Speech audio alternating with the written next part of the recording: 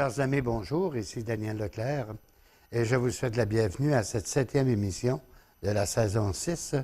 Et on se souvient qui porte sur la liberté. Liberté qui peut répondre à bien des notions et en même temps, on a vu tout le protocole, comment Dieu, dans sa nature de créateur, la première chose qu'il nous veut, il nous veut être des créatures libres. Être des personnes, on va voir, responsables, mais surtout au niveau de la liberté. Et on a terminé la 6e émission sur la vie consacrée, notamment les vierges. C'est que dans le mystère de la croix, où Jésus va équilibrer la vie des gens en ordonnant la croix, où la tête rejoint le cœur, et on est bon pour tout le monde, d'une façon égale. Jésus met sa personne sur cet équilibre humain et aussi sur cette justice sociale qui doit découler de la vie du chrétien. Mais il arrive aussi qu'on a des gens, des laïcs, qu'on va appeler les fidèles laïcs. C'est des gens qui vont être, quand on parle le mot fidèle,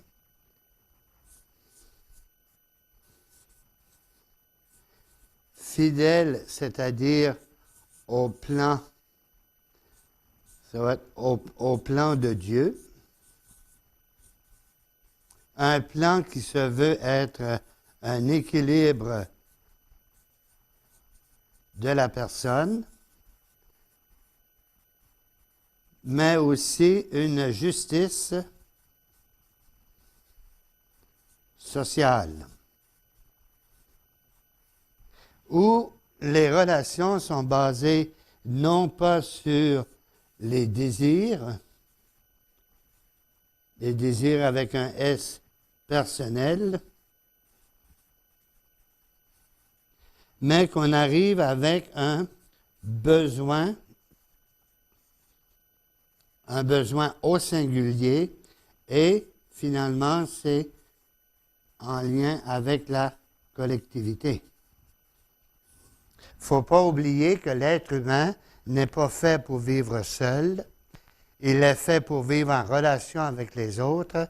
Il a des besoins pour entrer en relation, les besoins fondamentaux comme la nourriture, être capable de boire, avoir un toit, un vêtement convenable en période de froid ou de chaleur, être en relation avec les autres. Il y a des besoins fondamentaux. Et le désir, mais c'est centrer son désir sur le désir de Dieu, qui nous veut des êtres équilibrés comme personnes, mais aussi des êtres de justice et de paix pour l'environnement, pour l'entourage. On a tous un rayonnement à apporter. Lorsque nous parlons de la vie consacrée, ici, il y a quelque chose de fondamental. Parce que il y a deux types de vie. Moi, je vais appeler ça la vie. Il va y avoir la vie engagée. Et la vie engagée a deux formes. D'abord, il y a l'engagement que je vais appeler séculier. C'est-à-dire qui tient compte du temps présent. Un engagement dans le monde d'aujourd'hui. Et j'ai déjà parlé, par exemple, le rôle du prêtre séculier, qui fait toujours un engagement public, et il le fait à l'intention d'un évêque. Le prêtre va toujours vivre son sacerdoce en lien avec un évêque à travers un acte public. Ce dont il s'engage, c'est être en communion.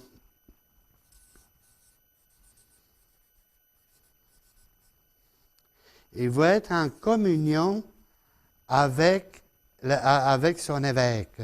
C'est-à-dire vivre quelque chose de commun, union et être un. Il va dire aussi dans le respect, parce qu'on va voir dans les formes de liberté que le respect, le rôle de l'évêque a un rôle très différent de celui du prêtre. Donc, je dois respecter l'évêque pour son rôle, comme lui a à me respecter comme prêtre. Et aussi, ça va être dans l'obéissance. L'obéissance à la mission. On s'entend, l'évêque et moi, concernant une mission. Ici, la mission, c'est les capsules d'espérance, en lien avec les chevaliers de colon, en lien avec Ciel et Lumière, en lien avec d'autres services, mais il y a une mission. L'évêque s'entend et dans le respect, il me donne les facultés nécessaires pour que je puisse réaliser la mission. À l'intérieur de mon engagement, il va y avoir un engagement qu'on va appeler le célibat. Célibat pour avoir la pleine liberté dans mon engagement, pour être centré sur la personne de Jésus-Christ. Basé sur la personne de Jésus-Christ, et on peut même mettre des faisceaux, dire être des témoins de la résurrection de Jésus à travers une mission précise dans le respect et dans la communion. Quand on vient arriver, ici c'est un engagement séculier. Il va y avoir d'autres types d'engagement. On va appeler ça l'engagement régulier.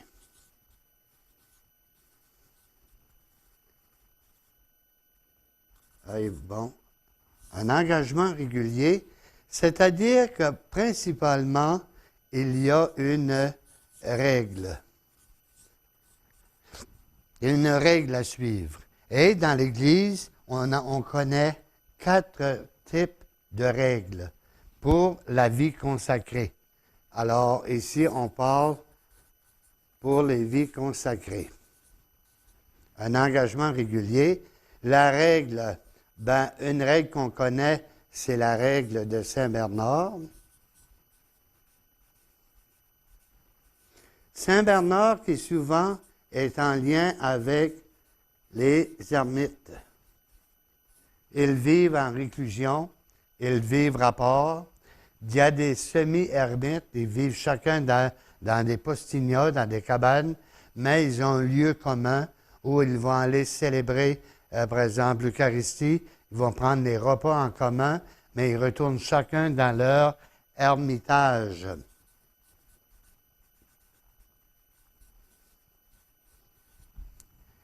L'autre règle, c'est la règle de Saint-Benoît,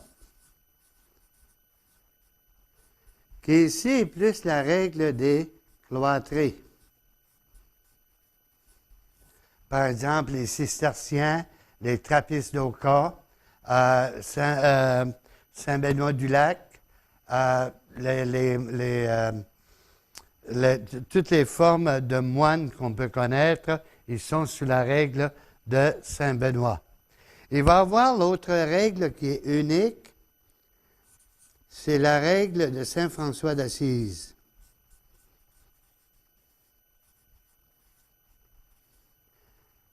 La règle de Saint François d'Assise, qui lui, c'est à la fois contemplatif, comme les cloîtres et comme les ermites, c'est toute la vie contemplative, mais aussi avec une vie active. On va penser, par exemple, les frères capucins. On va penser tout l'ordre des frères mineurs, les frères mineurs franciscains, les frères mineurs capucins, au lac Bouchette, par exemple, à la chapelle de la Réparation de Sacré-Cœur à Montréal. Les frères mineurs franciscains, ils sont dans la région de Sherbrooke. Dans l'ouest, il y a les frères mineurs conventuels avec un couvent. Ils sont de la règle de François d'Assise, semi-contemplatifs, semi-actifs. Ensuite viendra, alors on va étudier une de ces règles-là, pour après ça, dépendant de la communauté sur laquelle il va y avoir ce qu'on appelle des constitutions. Je vais donner des exemples aléatoires. Les Oblats de Marie Immaculée, les autres, ils sont des missionnaires. Alors, nécessairement, leur constitution est toujours en lien avec la mission. On va avoir, par exemple, les Eudisses. Les Eudisses, en Acadie, ils étaient très forts. C'était l'enseignement.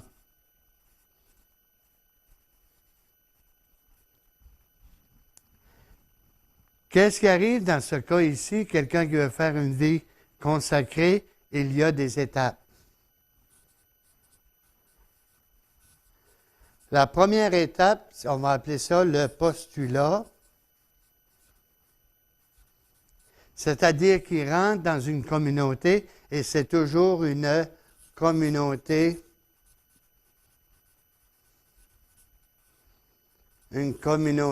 fermée. Il y avait le symbole de la clôture, cloîtrée, est à part. Alors, il y a une première étape, la personne est habillée en civil, comme tout le monde, mais elle participe aux activités de la communauté où ils vont étudier la règle qui leur domine. Alors, si ce sont des contemplatifs, une de ces règles-là, semi-actifs, la règle de François d'Assise. Il y a aussi une quatrième règle que j'oubliais. Je vais la mettre ici. Comme quatrième règle, c'est la règle de Saint-Augustin.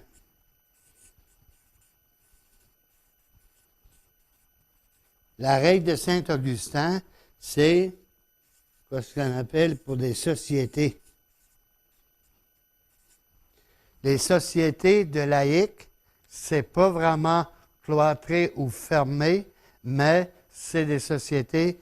Par exemple, Saint-Augustin regroupait ses prêtres pour faire un grand séminaire ou un séminaire. Ils sont séculiers, ils répondent aux normes de la vie séculière en lien avec leur évêque, mais ils ont une règle, c'est la règle de Saint-Augustin. Toutes les communautés apostoliques, quand elles s'occupaient des soins infirmières ou qui s'occupaient des soins des écoles, particulièrement les écoles, on avait beaucoup la règle de Saint-Augustin. Et la même chose avec les communautés féminines. Donc, la première étape, c'était d'apprivoiser.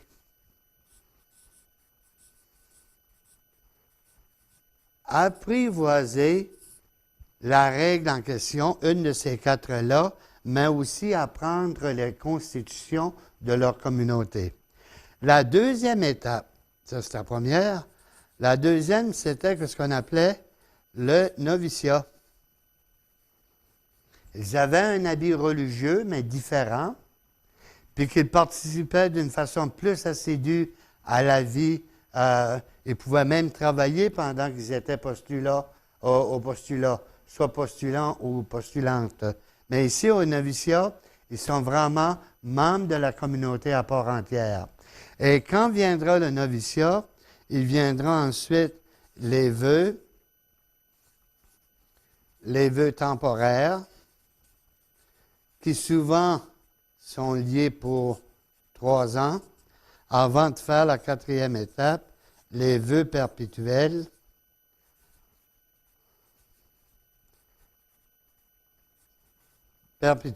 Les vœux à vie.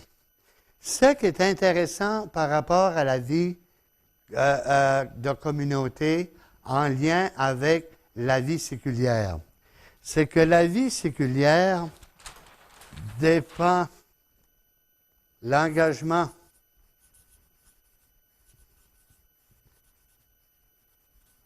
séculier dépend toujours de l'évêque. Tandis que dans la vie, dans l'engagement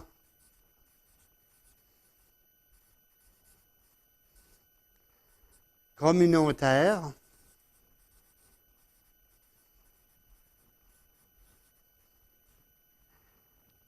la règle plus les constitutions prennent la forme du supérieur immédiat. De sorte que moi, comme prêtre, j'ai fait le vœu d'être en communion avec mon évêque. Tandis qu'un membre de la communauté, lui, va faire le vœu d'obéissance. Dans le sens que son supérieur, c'est comme si qu'il personnifiait les règles et les constitutions. Lui, son rôle de supérieur, c'est de sauvegarder la règle et les constitutions. Alors, à ce moment-là, il va s'engager par vœu, et ça va être le vœu d'obéissance. Et quand il va faire une demande au supérieur, ça se fait toujours dans la prière, et la première chose que le supérieur a à voir, est-ce que ça porte atteinte à la règle de base de la communauté, règle à laquelle l'individu s'est engagé à observer? Deuxièmement, est-ce que ça rentre dans les constitutions de l'ordre ou de la communauté? Est-ce que la communauté garde sa nature de prophétie, que ce soit dans l'enseignement ou autre? À ce moment-là, la réponse va être oui. Sinon, ils vont dire non, je ne peux pas te l'octroyer. Ça va être le vœu d'obéissance. Il va avoir le vœu de chasteté. Alors qu'ici, dans la communion, c'est un engagement au célibat pour rester libre. Mais dans le fond, pour vivre son célibat dans un milieu séculier en lien avec son évêque, mais c'est la même nature que de vivre la chasteté. Et la chasteté ici, il y a, oui, la chasteté du corps, mais il y a aussi la chasteté de l'esprit.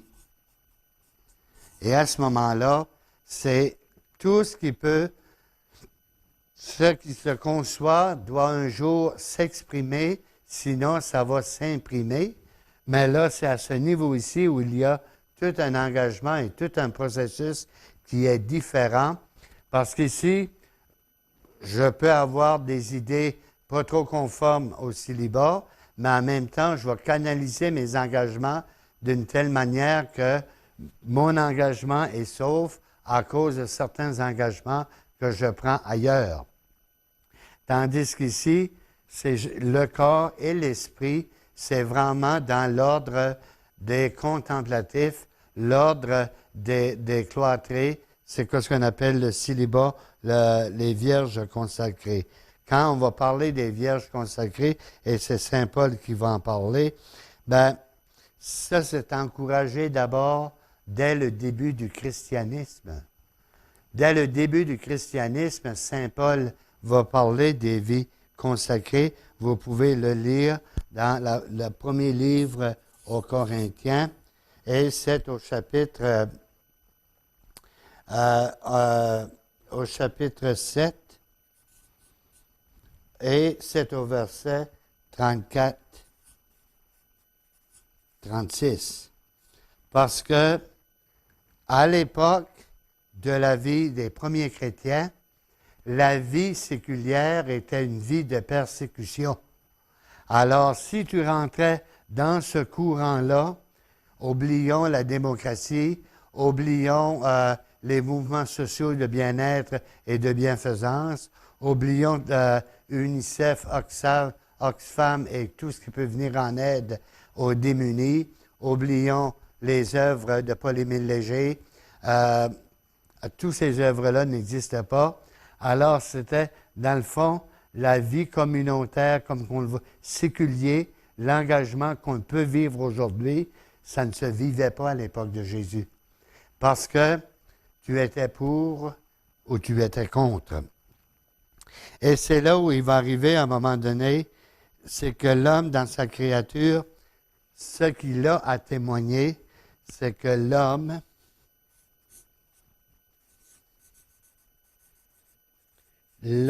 est habité d'une spiritualité.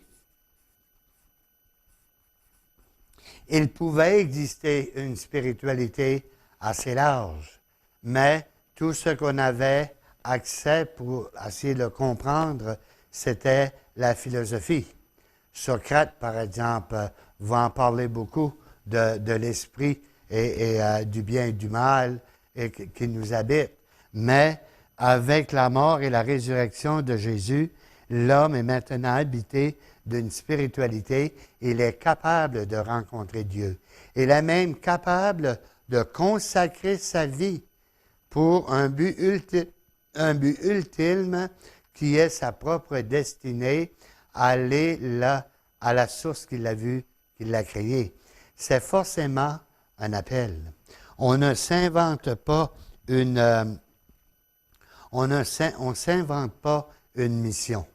On ne s'invente pas un appel.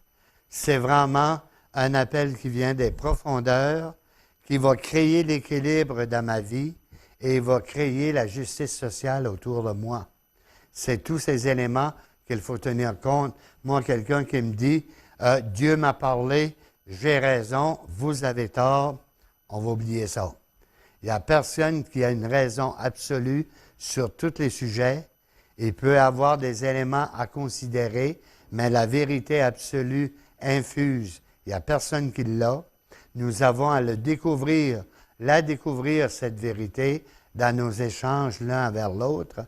Mais quelqu'un peut dire, je ne suis pas d'accord avec ton idée, ça ne veut pas dire qu'il doit me punir. Ça ne veut pas dire qu'il doit me rejeter. Ça ne veut pas dire qu'il doit me tenir pour moins que rien, parce que je n'ai pas la même idée que lui.